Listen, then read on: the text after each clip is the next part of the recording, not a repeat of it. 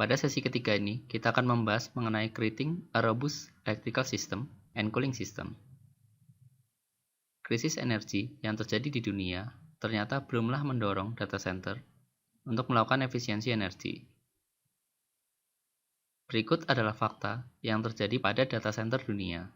Yang pertama adalah peningkatan kapasitas power, yang dimana 42% dari 311 perusahaan mengatakan bahwa akan melakukan peningkatan kapasitas power data center dalam waktu dekat. Sebesar 30% hingga 60% tagihan biaya data center berasal dari sistem pendingin data center. Hal ini dapat direduksi dengan perbaikan pada manajemen cooling. Penggunaan power paling banyak adalah oleh server yang mencapai 50%, sedangkan untuk media penyimpanan menghabiskan 27% dari kapasitas power. Pada bagian ini, kita akan membahas mengenai sistem elektrik data center. Sistem elektrik pada data center harus dapat diandalkan dan mampu membuat server serta perangkat network tetap berjalan dalam kondisi apapun. Untuk mewujudkan hal tersebut, direkomendasikan untuk melakukan hal-hal berikut.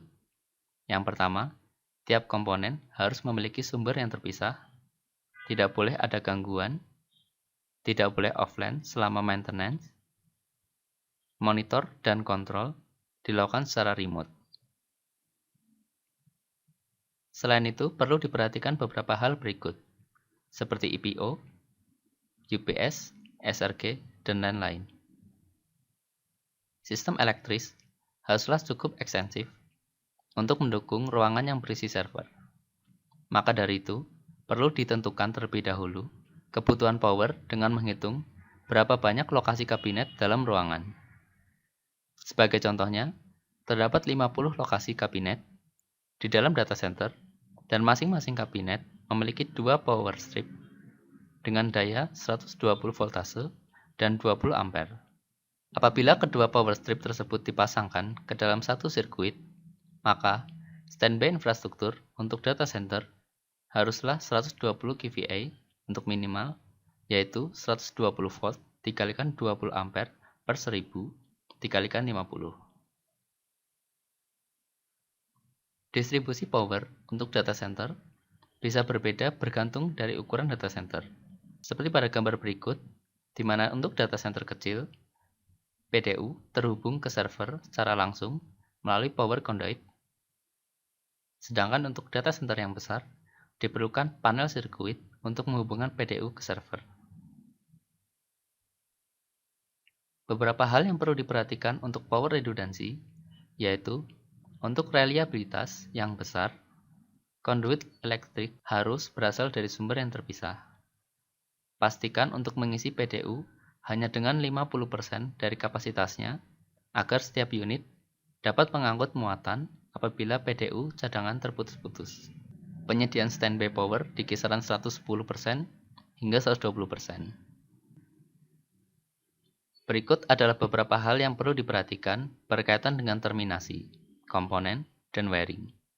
Yang pertama, menggunakan konduit elektris yang fleksibel, menggunakan kabel yang tebal, tidak menterminasi lebih dari satu stop kontak pada konduit, menghindari dirty power, yaitu daya listrik yang tidak sesuai dengan mekanisme komputer.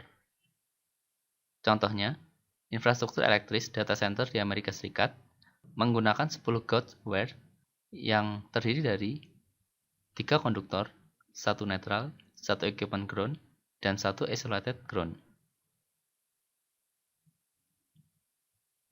Labeling dan dokumentasi pada komponen elektrik harus dilakukan untuk menghindari terjadinya kesalahan saat berinteraksi dengan infrastruktur elektris.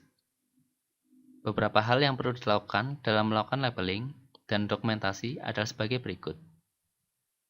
Memberikan label pada stop kontak dengan keterangan sirkuit yang memasukinya, memberikan kode warna untuk komponen elektrik, dan ketika data center dibangun, pastikan blueprint ruangan dibuat untuk menunjukkan di mana setiap komponen elektrik ditempatkan. Syarat data center tier 4 dari ketentuan TIA adalah adanya emergency power off, yaitu EPO, yang berfungsi untuk mematikan tempat penyimpanan daya UPS di ruang komputer, dan mematikan daya untuk pendingin udara dan chiller. EPO ini haruslah comply dengan aturan yang berlaku. 3 faktor yang perlu diperhatikan dalam merancang sistem standby, yaitu redundansi, simplicity, dan biaya. Makin banyak level redundansi yang digunakan, maka sistem akan semakin kompleks dan mahal. Beberapa hal yang perlu diperhatikan terkait pemasangan generator, yaitu diukur sesuai dengan kapasitas UPS yang diinstal. Kapasitas bahan bakar generator berada pada muatan penuh. Untuk data center yang besar, direkomendasikan memasang generator yang dapat mensupport minimal 8 jam waktu operasi. Lampu monitor harus dipasang di beberapa area data center yang meliputi bagian luar dan bagian dalam data center, lingkungan server, dan kedua sisi pintu masuk data center. Pemasangan ini bertujuan sebagai pemeriksaan visual atau memasuki sistem dengan koneksi jaringan dan lock-on ke perangkat dalam ruangan data center. Berikut adalah contoh spesifikasi dari sebuah lampu monitor. Grounding yang meliputi sistem pelindungan penerangan, service interest ground, dan generator ground sesuai dengan ketentuan NEC, perlengkapan penerangan yang terisolasi, infrastruktur grounding DC dalam ruang komputer.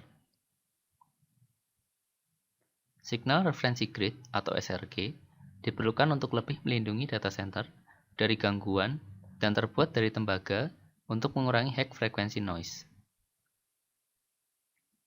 UPS menurut standar TIA meliputi UPS redundancy, UPS topology, UPS maintenance bypass arrangement, UPS power distribution, load bus synchronization, redundant component, UPS on-spirit distribution panel.